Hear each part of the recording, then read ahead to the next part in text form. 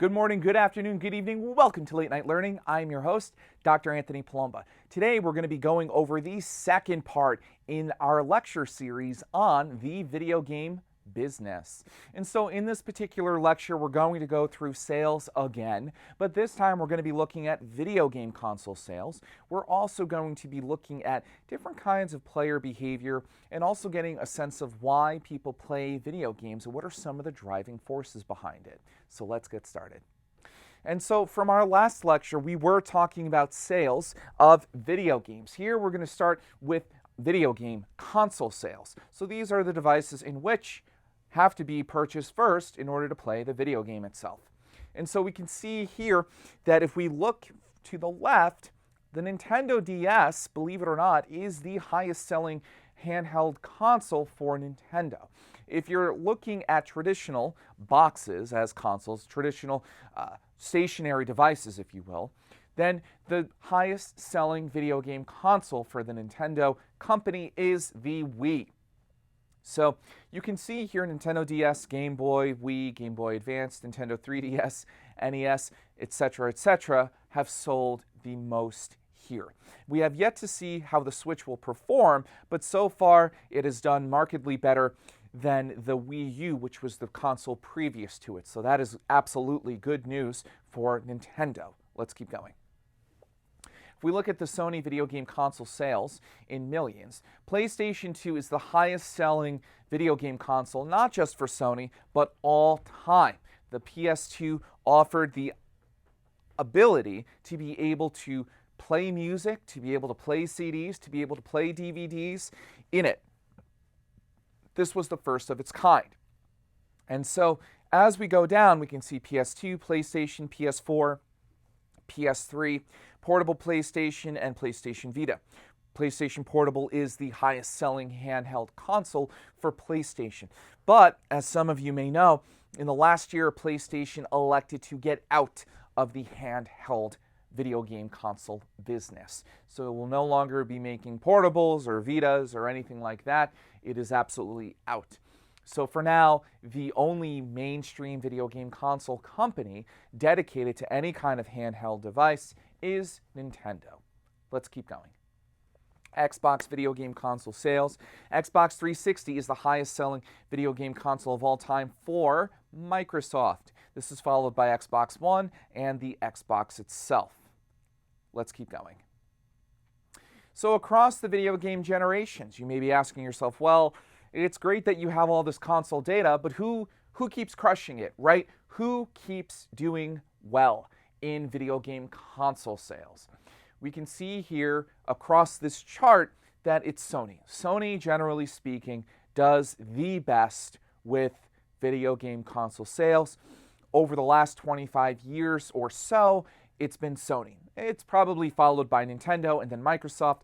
Sega obviously kind of fell off in the early 2000s, but Sony has demonstrated time and time again to really be about the video gameplay experience.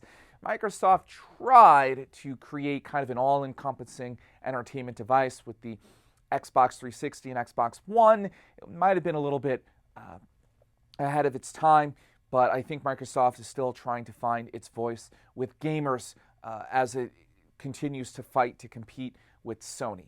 Let's keep going. Nintendo's here and now. So what's going on with Nintendo and where is it going?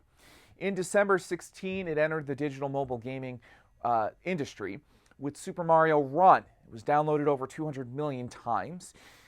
This was a hallmark movement for Nintendo because previously it had not been able to create any kind of IP away from its devices. And so the only way you could play Mario is if you had a Nintendo console. So there was a lot of back and forth among its Japanese and American executives about what to do here, because there was obviously an opportunity to have Mario on more devices, but Nintendo worried about its own IP, its protection of its own IP, and the quality, ultimately. Nintendo is a Japanese company, and as some of you may know, Japanese companies, arguably more so than American companies, really pride themselves on quality. They are very, very sensitive to putting out shoddy work, shoddy products. It's part of the Japanese culture itself, and so they are very hesitant to release anything that isn't as close to perfection as possible. That's why you probably saw with Sony, the video game console itself and video games, the video games always played well. It was Microsoft that had the red ring of death with its Xbox consoles, meaning sometimes the console would overheat or wouldn't read the video game CD-ROM correctly and destroy the video game itself. Japanese companies like Nintendo would never embrace that kind of strategy, would never put out something in the marketplace and say, well, we can make it better later. And so all of that is to say that Nintendo really took a lot of encouragement from within to really put out Mario on a digital mobile device. It is currently working to open a Super Nintendo World within Universal Studios Japan before the Tokyo Olympics in 2020. There are plans to create similar worlds at Universal Studios locations in the United States. It is also working with Illumination Entertainment, those who created Minions and The Secret Life of Pets, to develop a full-length movie that incorporates the Super Mario Bros. Franchise, which is slated for a 2022 release. We don't know if it is a movie that is about Super Mario Brothers or Mario himself or Luigi or Bowser or whoever else, but we do know the movie will incorporate these characters into it, which is very, very exciting and thrilling for Nintendo to kind of launch itself back across all platforms. It had done this some 25 years ago with the Super Mario Brothers movie, which tanked. It was absolutely dreadful. It is one of the worst Hollywood movies of all time. Feel free to watch the Super Mario Brothers movie. It is from 1992 or 1993. It is painful to watch, to say the least. Let's keep going. Microsoft's Here and Now. It is incorporating Alexa and other virtual assistant features within its own Cortana. The next console is going to incorporate virtual reality and Azure cloud server infrastructure. So this is known as the Project X Cloud. It is looking to be platform agnostic. There's that phrase again. Can we incorporate virtual reality, platform agnosticity, or agnosticism, if you will? And can we have some sort of cloud server to back all of this up? So can I carry my games with me, cloud server based? Can I play my video games on any platform, platform agnosticity, and virtual reality? Can I escape anywhere? Do I just need a headset and I can kind of carry it along with me? Xbox maintains Xbox Live, access to free games, about $60 per year. There's also the Xbox Game Pass, which is a subscription service set at $120 per year. The Xbox Game Pass gives you a lot more surrounding early access. That's kind of a big deal here. And you're able to download video games that may be streamed through Xbox One. I'll never quiz you or test you on the differences between these subscription services because I don't think that they're intuitive at all. But you should know there are subscription services that these video game consoles put out to really accrue additional revenue.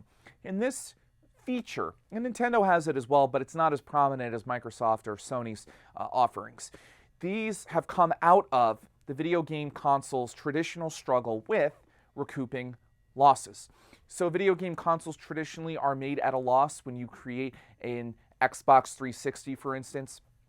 You may be losing $50 or $60. The goal is to make that money up with additional video games that are sold. But we are also seeing that less and less video games are being purchased since they're so expensive. And so these are opportunities and ways in which to accrue revenue. As entertainment dollars are being fragmented and shifted across multiple experiences. These are different ways in which Microsoft and Sony can raise revenue. Nostalgia released Atari Flashback Classics for the Xbox One console. It has an anticipated video game console release. It is codenamed Project Scarlet. So we'll see what Project Scarlet delivers in 2020, which is shortly around the corner as of this broadcasting. But that will be very interesting to see what Microsoft has been able to come up with. Let's keep going. PlayStation's Here and Now. it has elected to discontinue making the PlayStation Vita, as I stated earlier. It also has two subscription services, PlayStation Vue and PlayStation Plus. The Vue, it has three, PlayStation Vue, PlayStation Plus, PlayStation Now. PlayStation Vue is its television bundle. Yes, believe it or not, Sony has entered into television programming and even created original content. So it has core, elite, and ultra plans. I know this kind of sounds like a gym, but these plans are put together in order to distribute content to consumers via the console. And the beautiful thing is, with the console, it is able to collect consumer data, which it can then sell back to vendors who are interested in player data, both playing video games as well as watching content on its console. And so this is a very, very smart move on Sony's behalf. You're able to have live player data because every video game console is hooked up. So Sony's able now to know how much of Assassin's Creed, as I have the main character here, that you've played. They know how much you've played. They know when you've played. And they can marry that data against TV viewing. And so now they're kind of able to create even more detailed consumer profiles of people who are playing and using Sony products. And so to be able to harness this data when you're working with third-party video game developers to tell them, well, this is who our audience is, or if you're working with advertisers and marketers who want to do in-game product placement, this is another opportunity in which you can share information with them and you can kind of target particular brands and experiences for your consumers. So again, I think Sony has done a masterful job here in doing this. PlayStation Plus, PlayStation Now. Again, I'll never test you on the differences because I just think that these names of these subscriptions are not intuitive, and each one just, is just different from the other. They're not named for anything special as far as I'm concerned. PlayStation Plus, discounts, free games, cloud storage, PlayStation Now, access to over 650 games streamed through PS4, PlayStation 5, which has tentatively been scheduled for a 2021 release, is very, very exciting. This is a video game console that has a lot of anticipation behind it. People are looking forward to what is now the 8th generation of video game consoles, if memory serves right. And so the Nintendo Switch really ushered in the 8th video game console generation. Now we're just waiting for Sony's and Microsoft's responses via PlayStation and Xbox. Let's keep going. Other considerations, it's not all done. This market, cracking the video game console market, is remarkably different. One company, NVIDIA, has released the NVIDIA Shield TV. 4K resolution, consistent software updates, thousands of applications here. So we can see that the console is marked cheaper, $140 for the TV edition, $160 for the gaming edition. It is very simple to use. I've played it myself. My brother actually has one. It's not bad. The connection's kind of iffy, but it's not bad overall. Alienware tried to create the Steam Machine. Less than 500,000 units were sold in 2015. So again, this is not an easy market to break into. You really would have to be a data company, a company with a lot of revenue and a lot of resources behind it, a company that is stocked not only with financial capital, but also engineering capital, right? A lot of smart people, a lot of tech-savvy people to really break into the console industry. Let's keep going. If you're Google, you fit all of that criteria, now don't you? So Google has elected to enter into the video game console marketplace.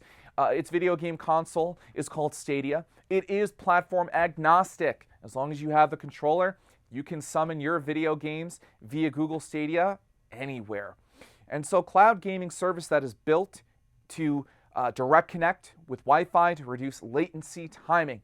Latency timing is important with gamers. If I hit the joystick, or if I hit Y or A or B, or if I do something, it should happen instantly on the screen, shouldn't it?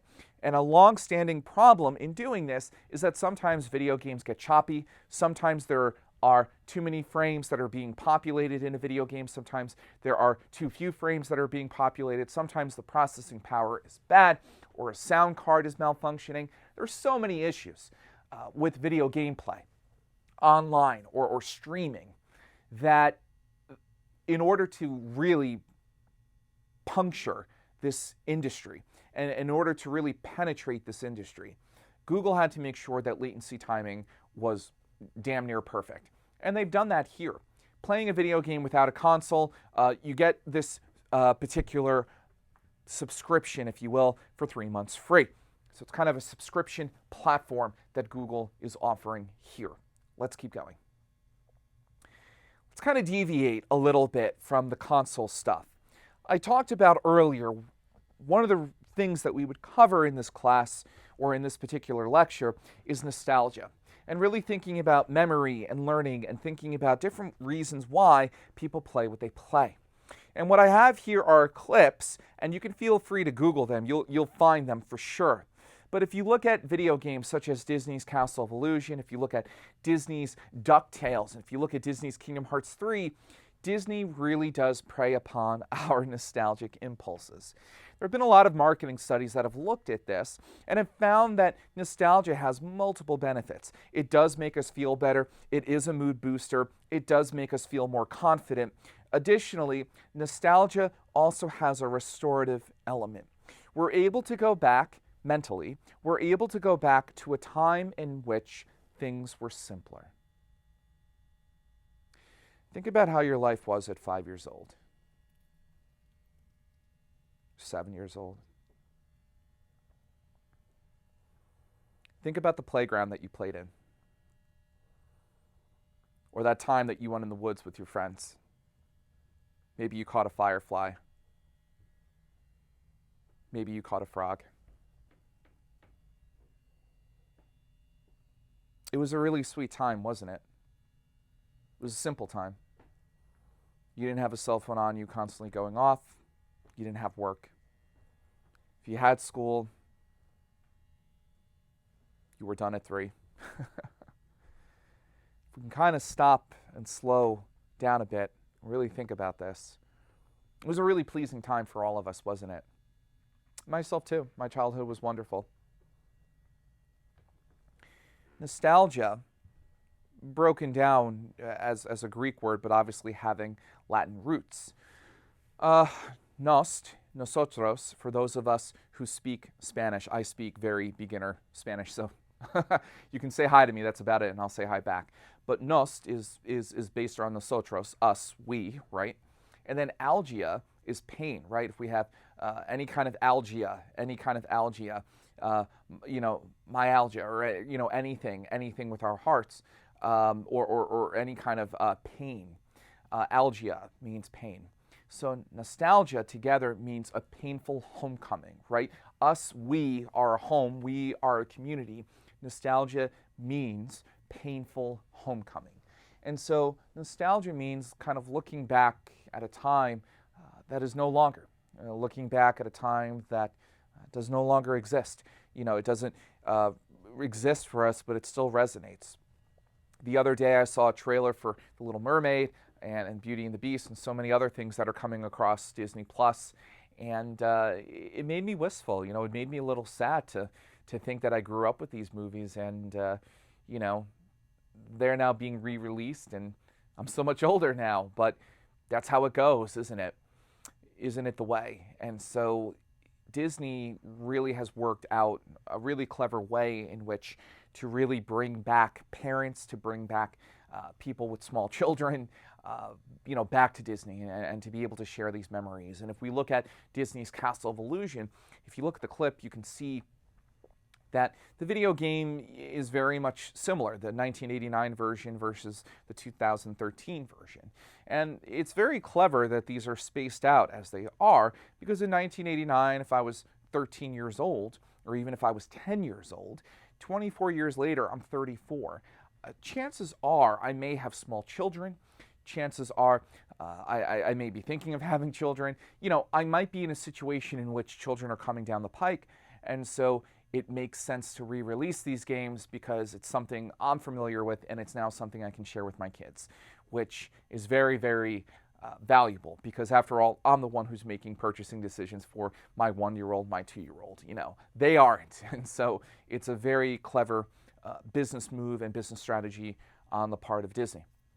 Disney's Kingdom Hearts 3 really works to shift what we know about Disney into a different ecosystem in which we can play as characters, in which we can fight off evil. Disney literally casts itself as good in these video games. And it's merging with Squaresoft, and Final Fantasy was another brilliant move that allowed it to have some sort of, multiplayer online storytelling action video game, MMORPG kind of game here. Let's keep going. Nostalgia and learned behavior. Nostalgia, when we're feeling it, it does drive down our interest in acquiring money, and we wind up wanting to spend it more for products. So nostalgia really does open us up to spending money, to making an investment in something, to being able to invest in something that might bring us a step closer to our past conceptually. Nostalgia increases charitable intentions and behavior as well. And so nostalgia opens up a very sensitive, vulnerable portion of who we are as consumers. And video game companies that are able to harness and exploit this do quite well here. Even looking at Sonic 2 the Hedgehog, or Sonic the Hedgehog 2, I'm even feeling it looking at this photo. I can remember playing Sonic 2. I can remember playing the original Sonic. It's mind-blowing to me how much time has gone by, but this transports me back to when I was a child and to even maybe how I thought as a child.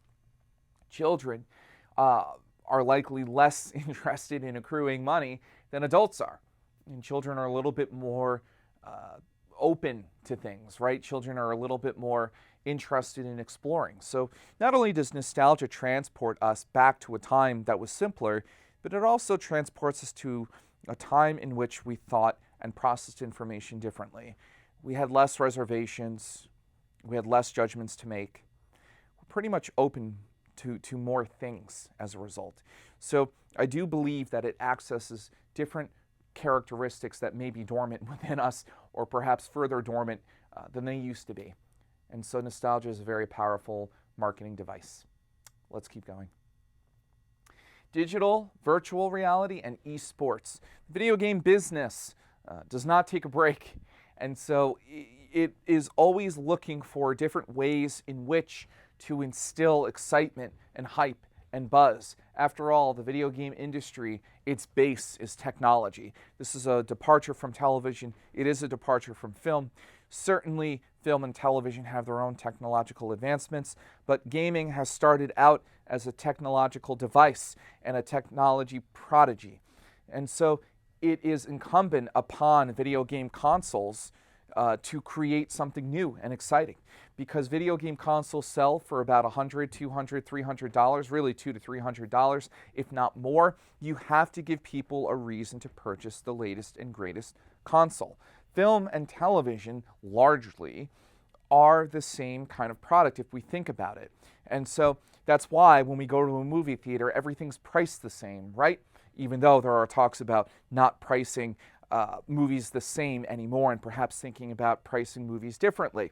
By and large, when we look at passive entertainment, everything is priced the same. A song by Adele is the same as a song by Ariana Grande or Cardi B on iTunes. So there's a lot of uniformity there. But with the video game console industry, they literally have to add new devices, new pieces of technology, and new experiences to persuade consumers to kind of go on this 5-year journey, right? If we think about video game console purchases, it is like purchasing a car. You will have the console for probably 5 to 7 years. That's a pretty heavy commitment, because generations are spaced out about 5 to 7 years before a new console is introduced. And so video game consoles absolutely have to continue to innovate. There can be no stoppage whatsoever because they have to give consumers a new reason to purchase the latest and greatest. Let's keep going. Freemium, which is Latin for not really, as per a South Park episode, which really did a fine job in looking at freemium video gameplay. Otherwise known as free-to-play and based on market sample business strategy. So consumers get to play a video game until there's a paywall, right? It could be Super Mario Run, it could be Candy Crush, it could be Farmville, it could be any of these mobile games. And it's these mobile games that typically incorporate this particular business strategy.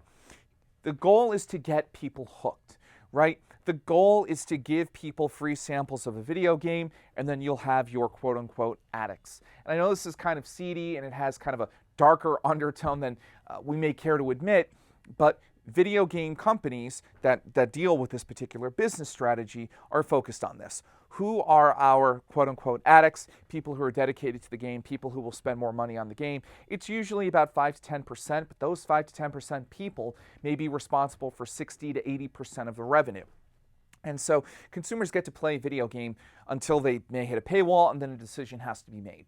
Do I want to pay more to enhance video gameplay? Do I want to pay more for armor, for weapons, for levels? Do I want to pay more to accelerate my video gameplay experience? Well, the armor is just about $1. That's fine. I'm not going to spend any more. Well, I can also get a tricked out tank or a horse or something else for $1.50. Well, I've already spent $1.50 is fine. Oh, for $5 I can just get the DLC. Great. Well, now I'm $7.50 into the hole very quickly.